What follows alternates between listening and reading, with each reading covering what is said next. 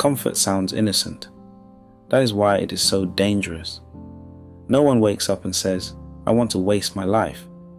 No one sits down and plans to stay average, delay their goals, ignore their potential, and slowly become someone they do not even respect. That is not how it happens. People drift there, quietly, softly, one comfortable choice at a time. That is the real trap. Your life usually does not fall apart in one dramatic moment. It slips, it slides, it gets traded away in little pieces. An extra hour in bed, another week of waiting, another excuse that sounds reasonable, another promise to yourself that never turns into action. And the worst part, most of it feels justified. That is why comfort wins so often. It never shows up looking like destruction.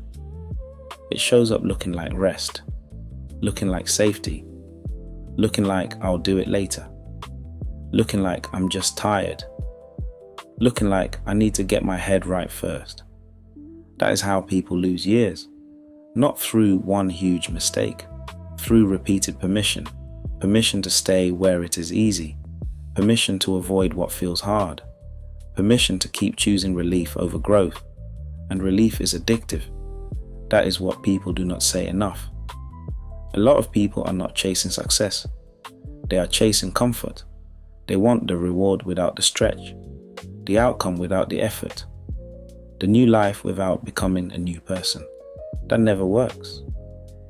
You cannot build a different life with the same habits that built the old one. You cannot pray for change and stay loyal to what keeps you stuck. That is where the problem lives.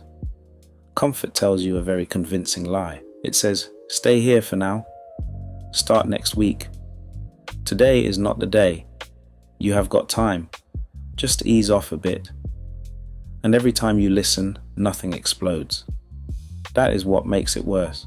There is no alarm, no siren, no public embarrassment, no obvious disaster, just silence. And inside that silence, your life stays exactly where it is. That is why comfort is more dangerous than chaos in some cases. Chaos at least gets your attention. Chaos forces decisions. Chaos pushes people to move. Comfort does the opposite. Comfort lets you sit in a life that no longer fits you and call it normal. That is why so many people stay in the same place for years. Same job they hate. Same body they complain about, same empty routines, same private frustration, same goals written down and ignored. Then they wonder why nothing changes. Nothing changes when your feelings are leading and your discipline is missing. That is the brutal truth. A lot of people say they want more money, more peace, more confidence, more freedom, more life. But when the moment comes to do what that life requires, they fold. Not in public, in private. That is where lives are shaped anyway, in private, when the alarm goes off, when the work gets boring, when the gym feels long, when your phone is right there, when starting feels awkward, when you have to choose between what feels nice now and what pays off later. That is the whole game, not motivation, not vision boards, not saying this is my year. Choice, again and again and again. And comfort has ruined a lot of people through small choices. That is the part no one likes to admit. Not everyone is stuck due to lack of talent. Not everyone is behind due to bad luck. Not everyone is lost due to lack of opportunity. Some people are stuck through overprotection.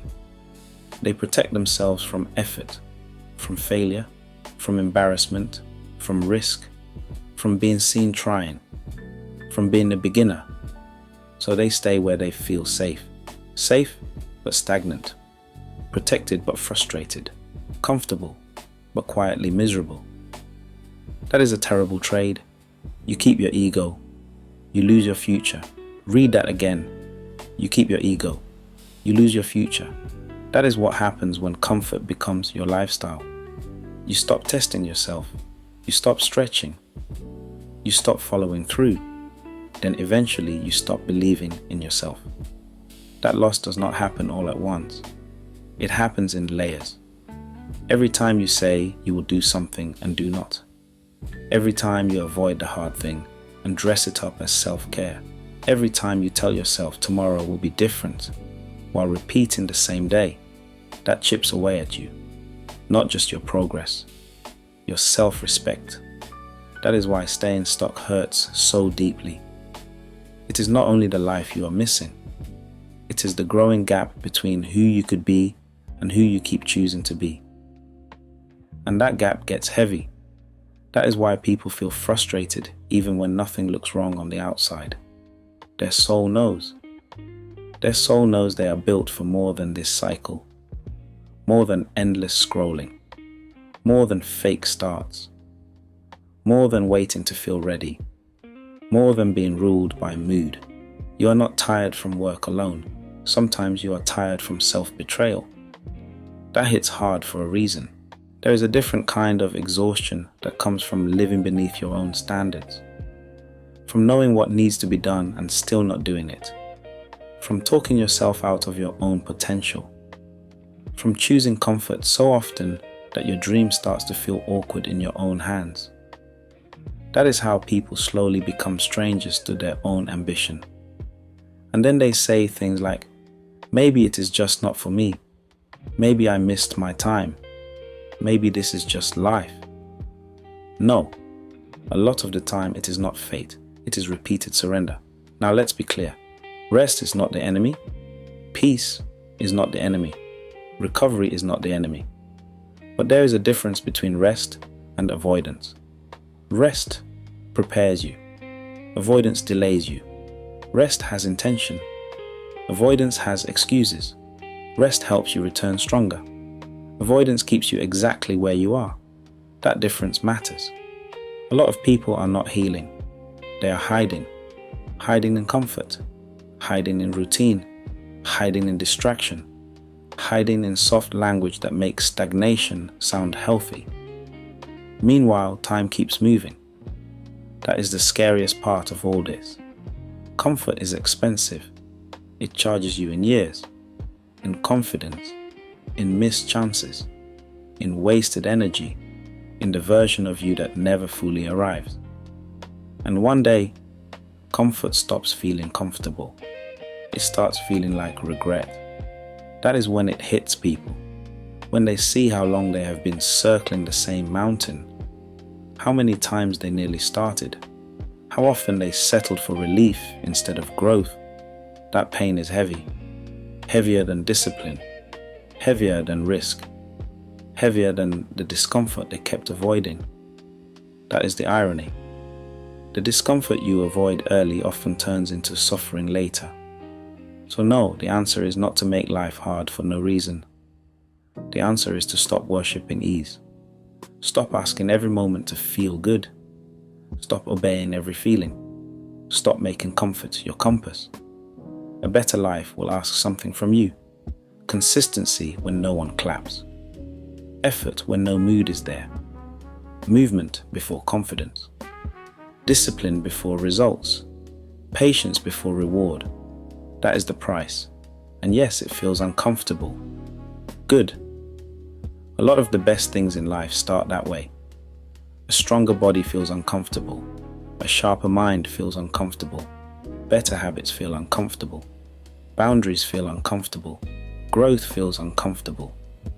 That does not mean you are broken. That usually means you are finally moving. So if your life feels stuck, ask yourself one hard question. Have I really been blocked? Or have I just been too comfortable? That question changes things. A lot of people do not need more advice. They need more honesty. Your next level might be hiding behind the discomfort you keep avoiding. Your confidence might be hiding in the work you keep postponing. Your peace might be hiding on the other side of discipline. And your future will keep waiting, but not forever. Comfort will always invite you back. The real question is this: how much of your life are you willing to trade just to stay comfortable?